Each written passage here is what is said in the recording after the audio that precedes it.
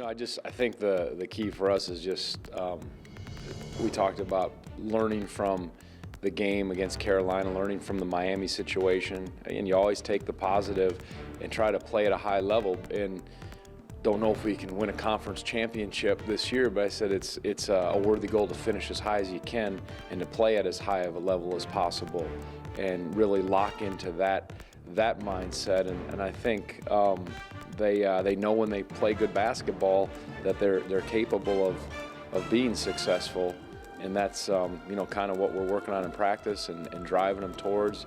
And it was nice to see yesterday, I think, from a confidence standpoint, to see Mike Tobey get some minutes out there, even though he was a little rusty, but it was nice to see him. And then Taylor Barnett gave us a nice lift as well. So those were kind of two pieces that have not been present as much. So I like that for us, and especially for Taylor. He's worked really hard in practice and has practiced well, and then he had an opportunity and certainly produced.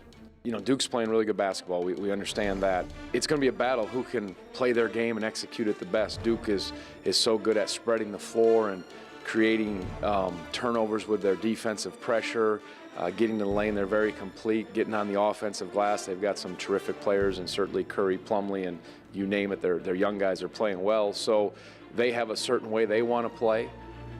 We have a certain way that we know we need to play to have a chance in those games, and that will be the battle. And I think we saw at Miami, we locked down and played the way we needed to, and that will be the challenge and the opportunity in front of us.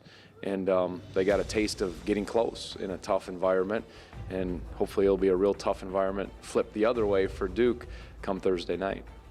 Last year we were a little more of a one-man band. We talked about that, especially the way we were injured and the way it played out down the stretch. But when you can have multiple threats, that's big. Joe's drawing a lot of attention, but other guys can stretch the floor with their shooting, and if you can get an inside-outside attack, and the way John Tell was attacking the lane, it really did balance the floor and just created different kinds of opportunities, not to mention some of the other guys. So I think that does make us efficient, especially when we're taking care of the ball.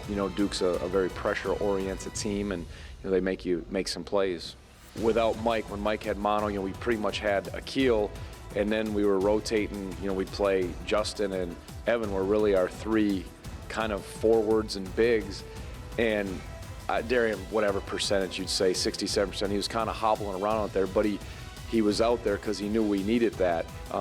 Would he possibly play against Duke? Perhaps, but if we can get those minutes from Mike, and if Mike's okay, I'd rather give Darian as much time to build it up, so next time he's on the floor, it's not 60 or 70%, it's closer to 100%, because I think he needs to be that way to play.